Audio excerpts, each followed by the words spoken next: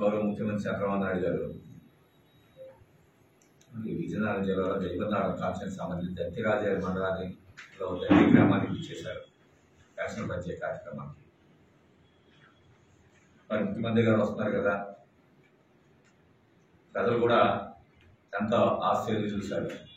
ఎందుకంటే ఒక ముఖ్యమంత్రి వచ్చింటే జిల్లాలో ఎంతో అభివృద్ధి కార్యక్రమాలకి చేస్తారు, అలాగే నియోజకవర్గాలకు సంబంధించి ఏదైనా అభివృద్ధి కార్యక్రమాలు మాటిస్తారని చెప్పి ప్రజలంతా ఆశించారు. కానీ ఆశ నిరాశ ఎదురైంది. ఎందుకంటే మీరు చూసారు, ఈ 16 నెలల కాలంలో ఏం అభివృద్ధి సాధించింది ప్రభుత్వం అని చెప్పి ఆలోచన చేస్తే మనకు అనిపించేది ఏంటంటే, గతంలో వైఎస్ఆర్ ప్రభుత్వం అధికారంలో ఉన్నప్పుడు ఆ ఫ్యాక్షన్ కార్యక్రమం ఏమో మా వాలంటీర్ ఇస్తే ఇప్పుడు ముఖ్యమంత్రి ఇస్తున్నారు. అదే అభివృద్ధి రాష్ట్రానికి సంబంధించి ఇంకేం అభివృద్ధి కూడా కనిపించట్లేదు రాష్ట్రంలో.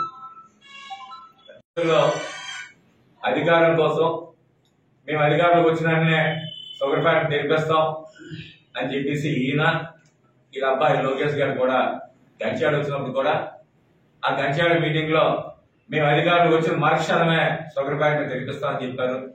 కనీసం దాని గురించి కూర్చొనే లేదని చెప్పేసి ఈరోజు రైతులందరూ కూడా బాధపడుతున్నారు. ఆ ప్రాంతంలో రైతులు చెప్పండి, 3 సిలిండర్లు ఇస్తా ఉన్నారు, ఒక సిలిండర్ ఇచ్చారు 16 నెలల కాలంలో. ఆ 2 సిలిండర్లు ఎక్కడికి వెళ్ళిపోయి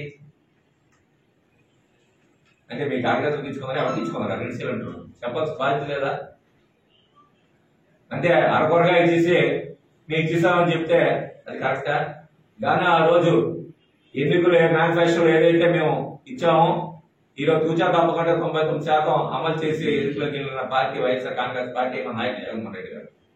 మోసాలతో ప్రజలేమో మభ్య పెడుతున్నారు.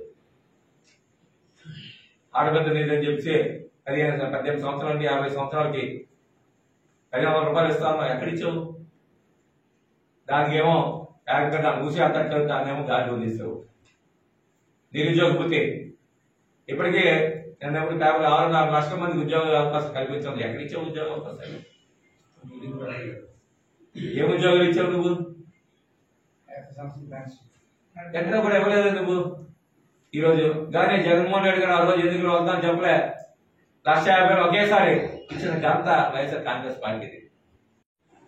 మా పార్టీ కార్యకర్తగా మా పార్టీ నాయకులు అరెస్ట్ చేయడం కానీ, నీ సొంత కార్యక్రమాలకు ఏమో ఢిల్లీ నుంచి లాగ్ తెప్పించిన ₹1,00,00,000 ఏమో నువ్వేమో ఫీజు ఇచ్చే కార్యక్రమం చేస్తున్నావు. ఈరోజు సమాజం ఈరోజు సిద్ధార్థ రోజులకు ₹4 కోట్ల ఈరోజు ఫీజు ఇచ్చావంటే ఎవరు సొమ్ము నువ్వు ఇచ్చావు? ఈరోజు నీ పార్టీ ఆఫీసర్ ఆ రోజు ఏమో వైఎస్ఆర్ కాంగ్రెస్ పార్టీ బలకొట్టే అంటే దానికేమో నీ పార్టీ డబ్బు ఖర్చు పెట్టుకోవయ్యా. ఈ ప్రభుత్వ ధనాన్ని ఏ విధంగా నువ్వు ఖర్చు పెడతావని మేము ప్రశ్నిస్తున్నాం ఈరోజు వైఎస్ఆర్ కాంగ్రెస్ పార్టీ. దాని సమాధానం చెప్పాల్సిన అవసరం ఉందా లేదా? మా పార్టీ